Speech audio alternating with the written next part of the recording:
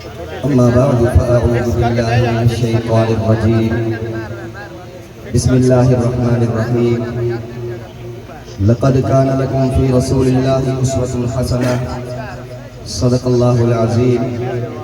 انتہائی قابل صد احترام حضرات علماء کرام، یہاں اسٹیج پر تشریف فرما دیگر زعماء حضرات اور پنڈال میں تشریف فرما تمام حضرات، السلام علیکم ورحمۃ اللہ وبرکاتہ۔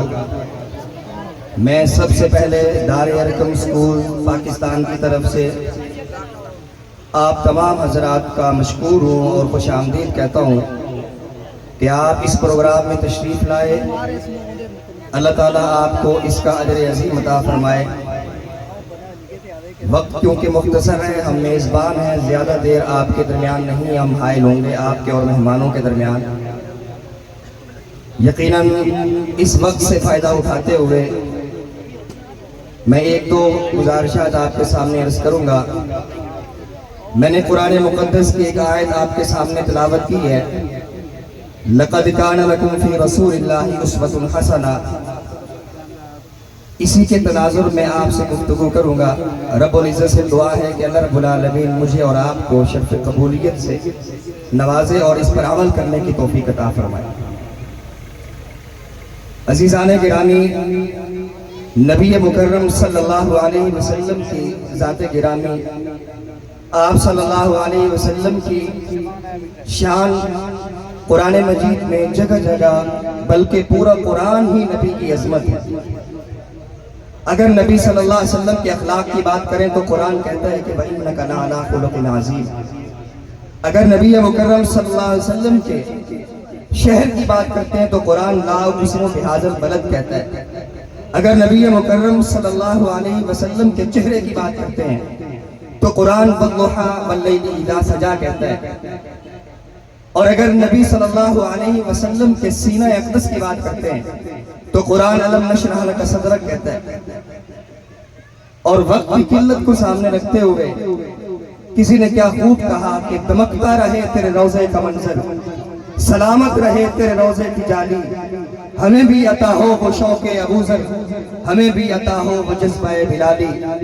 پھر ایک اور شاعر نے بڑی خوبصورت بات کی، اس نے کہا وہی یونان کہلاتا تھا جو تہذیب کی دنیا، وہی روئے زمین پر آج تھا تخریب کی دنیا، یہ تحقیق و تجسس کا جہاں تھا آج ویرانہ، فلاطوں کی خرد سقراط کی دانش تھی افسانہ، غرض دنیا میں چاروں سمت اندھیرا ہی اندھیرا تھا، نشان نور گم تھا اور ظلمت کا بسیرا تھا کہ دنیا کے افق پر تفادم سلاب نور آیا، حقیقت کی خبر دینے بشیر آیا، نذیر آیا، اور مبارک ہو زمانے کو کہ ختم المرسلین آیا، صحاب رحم بن کر رحمت للعالمین آیا۔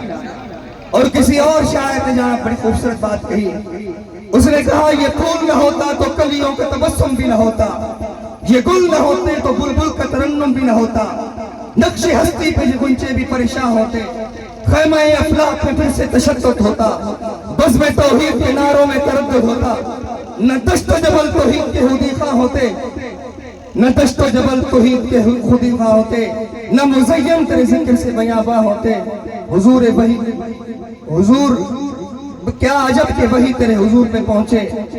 میرے بھائیوں اور دوستوں اور بزرگوں، رب العزت نے محمد عربی صلی اللہ علیہ وسلم کے حوالے سے قرآن مجید میں جو اسوہ حسنہ آپ صلی اللہ علیہ وسلم کے ہمارے لیے جو یہ نمونہ قرآن مقدس میں یہ آیت کی اس روشنی میں بیان کیا گیا ہے کہ مجھے اور آپ کو نبی مکرم صلی اللہ علیہ وسلم کی اسوہ پر چلنا ہوگا۔ اور آخر میں یہ بات کہہ کے آپ حضرات سے اجازت چاہوں گا کہ نبی مکرم صلی اللہ علیہ وسلم کی ختم نبوت کے حوالے سے میں ایک نعرہ لگاؤں گا، میرے ساتھ کھڑے ہو کر آپ نعرہ لگائیں گے اور اس کے بعد میں آپ سے اجازت چاہوں گا۔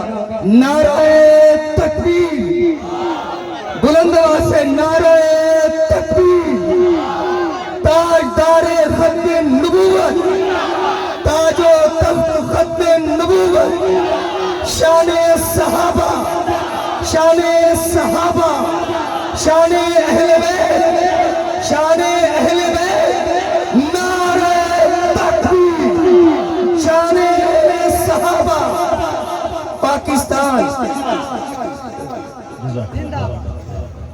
بارک